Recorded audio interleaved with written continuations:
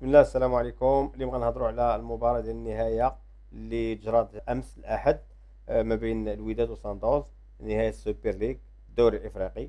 المباراة كانت قوية كيف كنعرفوا. المباراة كانت قوية، جميلة جميلة جميلة، مباراة جميلة. الا كنتي كتفرج ما كتعرفش الفرق شكون، فغتقول واش هذا دوري اوروبي.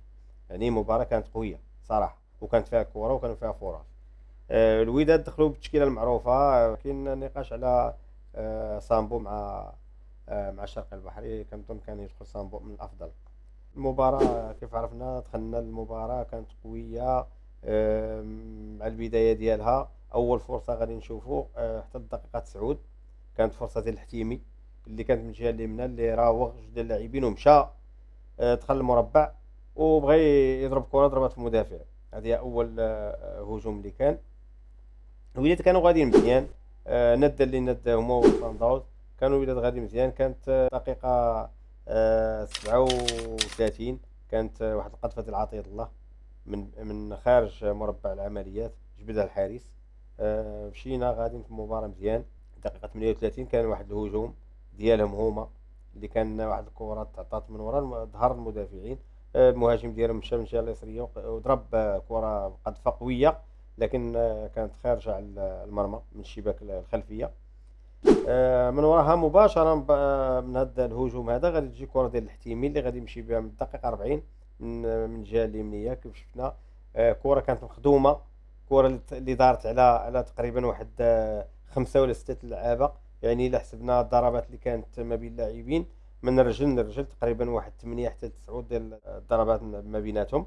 هاك ورا هاك ورا، رجعت حتى لعند المدافع طاح جبران كيدوزها للحتيمي. يعني كرة كانت مخدومة. الحتيمي قلبة رائعة قام بها أمام بوطويل، ودخل المربع العمليات، عاود دار قلبة واحدة أخرى اللي كانت جميلة وفتحات ليه المرمى، ولعب كرة بكل سهولة. هي كيف كنقولوا هذيك الكرة كانت داخلة.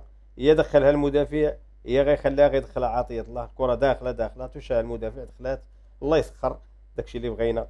الهدف الاول لفريق الوداد البيضاوي. بقات غدا المباراه حتى اللاعب الحتيمي اللي كان وسط جوج ديال اللاعبين. بوطويل في الحقيقه هو اللي تسبب ليه في هذيك الاصابه، لان بوطويل دفعوا على اللاعب الاخر وتصاب فيها الحتيمي، فوقع الشونجمون ديالو مع الهوني في الدقائق الاخيره من الشوط الاول. خرج الحتيمي. ثلاثة الشوط الاول بواحد زيرو، داكشي اللي كنا باغيين وصلنا ليه. كان خاصنا ندخلوا في الشوط الثاني مرزنين وعارفين شنو باغيين، فكان العكس. ما دخلنا ما مزيانيش في الشوط الثاني حقيقه. دخل فريق سانتوس هاجم علينا وكيقلب على الهدف باي طريقه. ما دخلناش حنا، ما هبطناش كره في الارض، ولعبنا باريحيه كيف موالفين. بقاو هما مطلعين علينا البلوك وكره تبع كره. جات واحد الكفره في الجهه اليسريه ديال الحارس مطيع، اللي كان داره هو اللاعب الجزائري الدراوي. هو اللي كان غادي يهرب لي واحد اللعاب وعرقلو. جات كفره، هذه الكفره تسبات لينا في جوج ديال الزوايا. زاويه من الجهه اليمنى، زاويه السي الشرقي البحري. كره باش يحيدها براسو ورجعها اللور، كانت غادا تدخل، خرجت للزاويه. هذيك الزاويه هي اللي جابت البيلانتي.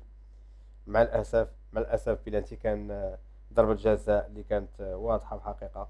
العميد جبران اللي مسرح يدو، ضربات لي في يدو خدا صفرة.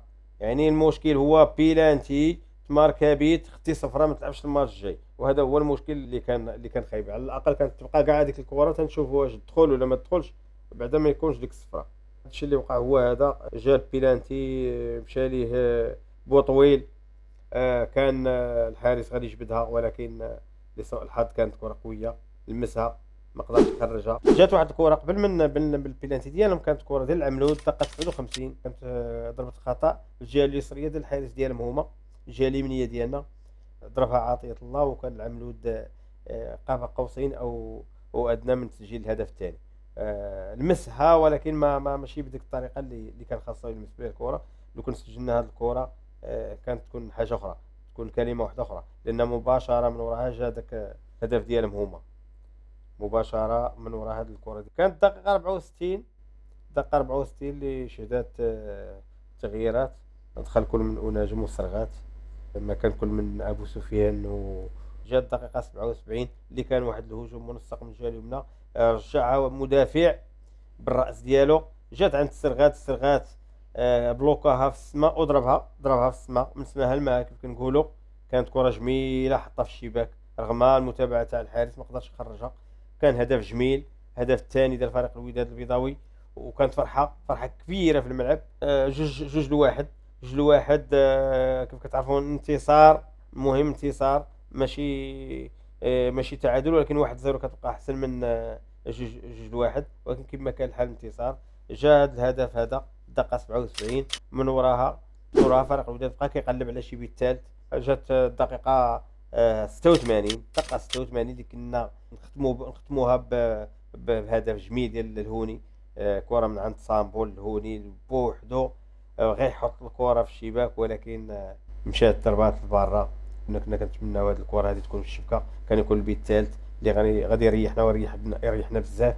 جوج لواحد هو كيبقى انتصار، ولكن باقي خصنا مباراة في 90 دقيقة في جنوب افريقيا اللي غادي تكون صعيبة بزاف. كنعرفوا جوج لواحد يعني الا انتصروا عليك بواحد زيرو راه هما اللي غادي يفوزوا بالكأس.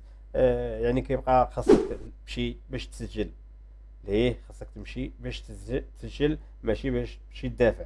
غادي تدافع بطبيعة الحال، ولكن تحاول دير كونتر باش تسجل، لان الدفاع ديالهم هما راه معروف، هما عندهم هجوم واعر، ولكن الدفاع عندهم راه ناقص. الا درتي لي كونتر اللي هي غيخليو لك المساحات، ف الا عرفتي تستغل غتسجل. الا سجلتي عليهم هدف ليه غادي تصعب عليهم المسؤوليه بزاف. خاصنا نعرفوا بلي غادي يكون غياب ديال العميد جبران، غادي يكون غياب، عنده جوج الصفرات.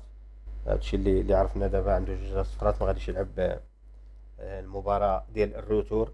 حقيقة هو غياب غادي يكون عنده الوزن ديالو. كنعرفوا الثقة اللي كيعطيها اللاعبين بالتجربة ديالو وكابتن ديال الفريق. نتمناو ان شاء الله غادي يكون السرغات هو اللي غادي يكون رسمي. نتمناو الدراري يكونوا في المستوى، نتمناو الدراري يكونوا في المستوى ويعطيو ما عندهم ان شاء الله باش يجيبوا لنا هذه الكاس هذه، لان حنا باغيين الكاس وما غنتنازلوش عليه ان شاء الله يا ربي.